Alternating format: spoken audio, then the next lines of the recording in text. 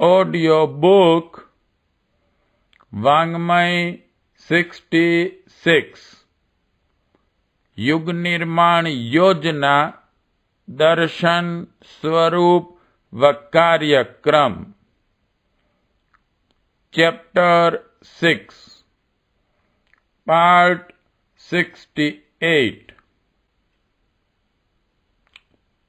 प्रबुद्ध नारी महिला जागरण की कमान संभालें।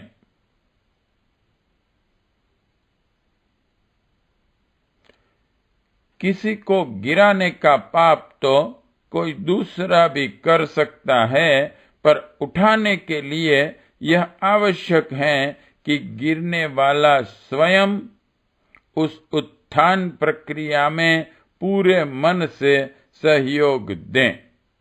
स्त्री जाति की वर्तमान पददलित स्थिति का पाप सामंतकालीन युग के पुरुष ने किया है। उसके मानवोचित अधिकार छीने और घरों की छोटी कोठरी में कैद करके उसे पर्दे के आवरण से जकड़ दिया।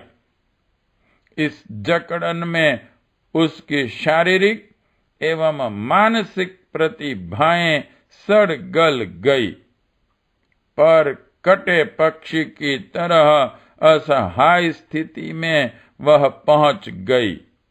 आर्थिक दृष्टि से परावलंबी और मानसिक दृष्टि से पिछड़ी हुई आज की नारी की दशा अति दयनीय है। उसे पुरुष के उचित एवं अनुचित आदेश नतमस्तक होकर सहने पड़ते हैं। संयोगवश उसे निराश्रित, विधवा, परित्यक्ता जैसी स्थिति में पड़ना पड़े तब तो मरण से भी बुरा और कष्टकारक जीवन जीते देखकर पत्थर भी रो सकता है। इस विपन्न परिस्थिति से नारी को निकाला जाना मानवता की एक आवश्यक एवं न्यायोचित ऐसी मांग है जिसे अविलंब पूरा किया जाना चाहिए। अर्धांग लकवे से पीड़ित शरीर की तरह जिस समाज की आधी जनसंख्या अपंग बनी पड़ी हो, उसका गृहस्थ जीवन, पीढ़ियों का निर्माण तथा प्रगति का प्रयास दीवा स्वप्न की तरह असंभाव्य ही बना रहेगा। सर्वांगीण प्रगति की दिशा में प्रथम कदम हमको नारी उत्कर्ष के लिए प्रबल प्रयत्नों की योजना के साथ आगे बढ़ने चाहिए। कहना न होगा कि इस संदर्भ में पुरुष जाति को पाप प्रायश्चित की तरह नारी उत्कर्ष के लिए बड़ी से बड़ी सुविधाएं देने की तैयारी करनी होगी। नारी को स्वयं भी इस अभाव की पूर्ति के लिए बढ़ चढ़कर योगदान देना चाहिए। अपने उत्कर्ष के लिए हर किसी को प्रबल प्रयत्न करने पड़े हैं। आज की नारी के सामने भी कर्तव्य की वह विकट चुनौती सामने खड़ी है। आवश्यकता ऐसी बहादुर नारियों की है जो अपनी व्यक्तिगत सुख सुविधाओं को लात मार महिला कल्याण के महान यज्ञ में अपने जीवनों का उत्सर्ग करने के लिए साहस भरे अनुकरणीय उदाहरण प्रस्तुत कर सकें। अपने देश में शिक्षित नारी की संख्या बढ़ती ही जाती है, पर उनमें से कुछ ही ऐसी निकलती हैं जो अपने वर्ग की दयनीय दुर्दशा के लिए कसक अनुभव करें और उन्हें उठाने के लिए बहादुरों जैसी चिंतन क्रिया अपनाएं। विवाह की इच्छा स्वाभाविक है, पर अपने वर्ग की दुर्दशा मिटाने के लिए उस सुख को लात मार देना भी अस्वाभाविक नहीं है। आज तो सुशिक्षित महिलाओं में से बहुतों को दहेज जैसे अभिशापों के कारण अविवाहित रहने के लिए विवश होना पड़ता है। यह लड़कियां भी नौकरी करती और पेट पालती और विलासिता के कुछ अधिक साधन जुटा लेने भर के गोरख धंधे में पड़ी हुई घर कुटुंब वालों के लिए आमदनी का साधन मात्र बनकर जिंदगी गुजारती हैं।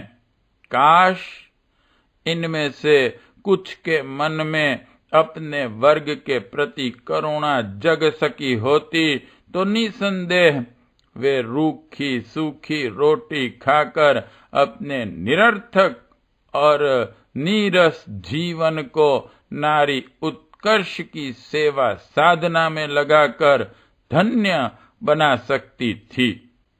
कितनी ही विधवाएं, कितनी ही परित्यक्ताएं हैं जो अपने लिए और अपने आश्रयदाताओं के लिए भार बनकर जी भर रही है। यह बहुमूल्य जीवन यदि महिला कल्याण के लिए नियोजित हो सके होते तो परिस्थितियां वैसी न होती जैसी आज दिख रही हैं।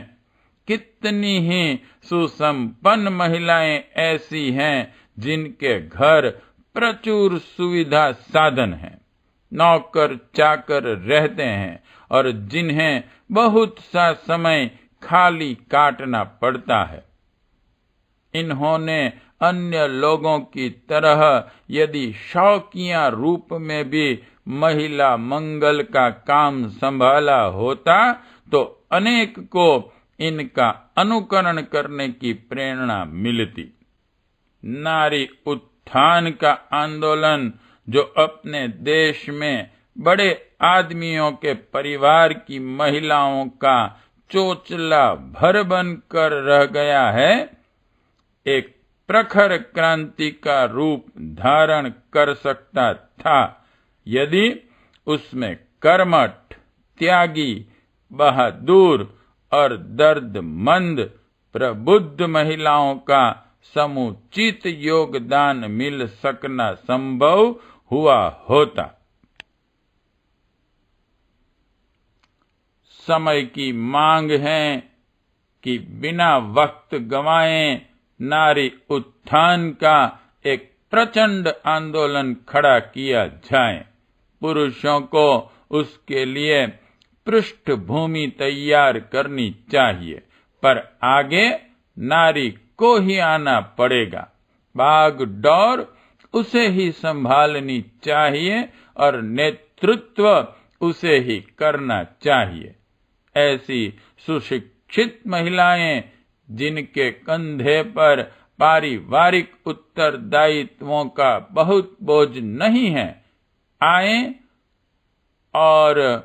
और ऐसी महिलाओं को ढूंढ निकालें जिनमें सेवा के बीजांकुर मौजूद हों और जिनमें बहादुरी तथा प्रतिभा की रोशनी थोड़ी बहुत हो। उन्हें साथ लेकर एक महिला संगठन कहीं भी तैयार किया जा सकता है। यह कार्य कथा, कीर्तन, भजन, सत्संग जैसे स्तर का भी रखा जा सकता है, जिससे पुराण खंडी प्रकृति के लोग भी इस प्रकार के आयोजन में अपनी महिलाओं को उसमें जाने और सम्मिलित होने की छूट दे सकते हैं। महिलाओं के उनके घर वाले चार दीवारी से बाहर कहाँ निकलने देते हैं, पर एक बार यदि थोड़ी थोड़ी छूट उन्हें मिलने लगी तो यह क्रम आगे चलकर इतना समर्थ भी हो सकता है कि वे समाज सेवा, शिक्षा तथा दूसरे मंगलमय कार्यों में योगदान दे सकें। दूरदर्शी लोग तो स्वेच्छा पूर्वक अपनी महिलाओं को ऐसे संगठनों और आयोजनों में भेजेंगे, क्योंकि उससे उनकी प्रतिभा निखरेगी और उस प्रतिभा से अंततः वे अपने परिवार के लिए अधिक उपयोगी सिद्ध होंगी। कितने ही कार्य ऐसे हैं जो नारी उत्थान के लिए हर जगह आरंभ किए जा सकते हैं और किए जाने चाहिए। शिक्षा का स्थान सर्वप्रथम है। निरक्षरता मिटाए बिना ज्ञान के कपाट खुलने का अवसर ही नहीं आता।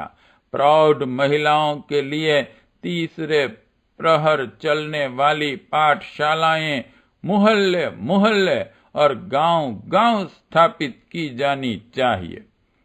इससे अक्षर ज्ञान ही नहीं, मानव जीवन एवं सामाजिक स्थिति की सभी छोटी बड़ी समस्याओं के स्वरूप समझाए जाएं और चारों ओर फैली हुई विकृतियों के दुष्परिणाम एवं निराकरण करने के उपाय सिखाए जाए।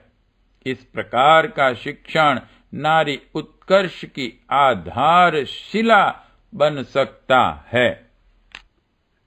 जहां संभव हो सिलाई आदि गृह उद्योगों का भी उसमें सम्मिश्रण रखा जाए।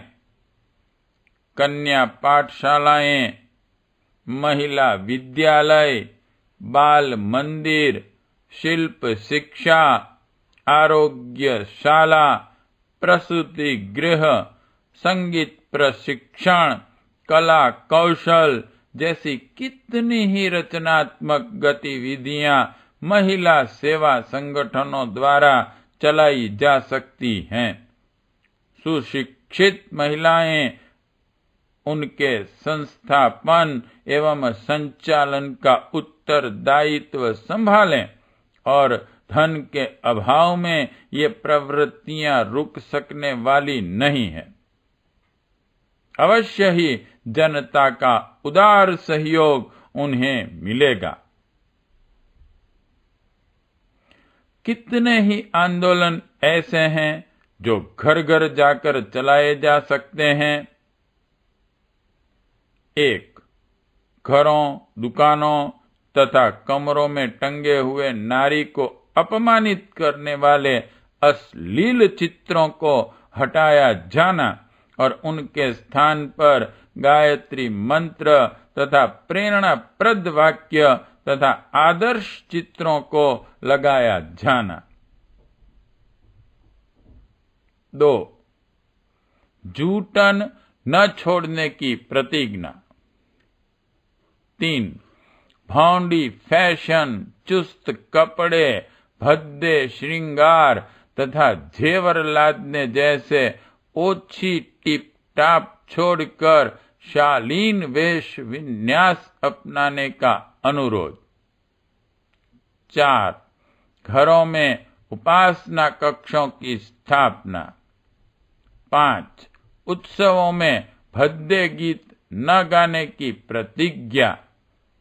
6. पर्दा प्रथा का त्याग। 7. अंधविश्वासों का बहिष्कार। 8. मृतक भोज, विवाह शादियों के अपव्यय का विरोध। 9. घरेलू शाक वाटियों का प्रशिक्षण। 10. गृह व्यवस्था के अगणित पक्षों का ज्ञान तथा उनका व्यवहार। इस प्रकार के अनेक कार्यक्रम ऐसे हो सकते हैं जो घर घर जाकर सिखाने समझाने की अपेक्षा रखते हैं। परिस्थिति के अनुसार और भी कितने ही कार्य ऐसे हो सकते हैं जो नारी की खोई हुई शक्ति को जगाने और समर्थ प्रतिभावान बनाने में सहायता कर सकते हैं। काम बहुत बड़ा है, कहीं से भी किया जा सकता है। आवश्यकता ऐसी प्रतिभावान नारियों की है जो महिला कल्याण के लिए अपनी भावना एवं शक्ति का एक बड़ा अंश इस परम उपयोगी और अति महत्वपूर्ण कार्य के लिए समर्पित कर सकें। प्रश्न 1. वर्तमान स्त्री जाति को पददलित स्थिति में पहुंचाने का पापी कार्य किसने किया है? 2. पददलित स्थिति में पड़े रहने के कारण स्त्री जाति की क्या स्थिति हो गई है? 3. इस विपन्न परिस्थिति से स्त्री जाति को निकालने के लिए क्या प्रयत्न होने चाहिए? 4. इस स्थिति से नारी जाति को निकालने के लिए स्वयं नारी को क्या प्रयत्न करने चाहिए? 5. इस समय स्त्री जाति किस तरह जीवन यापन कर रही हैं? 6. स्त्री जाति को अपमान भरे जीवन से निकालकर ऊंचा उठाने के लिए पुरुषों को क्या करना चाहिए? 7. नारी जाति को ऊंचा उठाने में सहायक ऐसे कौन से कार्य हैं? 8. घर घर में चलाए जा सकने योग्य ऐसे कौन से आंदोलन हैं जिनमें स्त्री जाति की प्रतिष्ठा फिर स्थापित हो सकती है? पार्ट 68 समाप्त।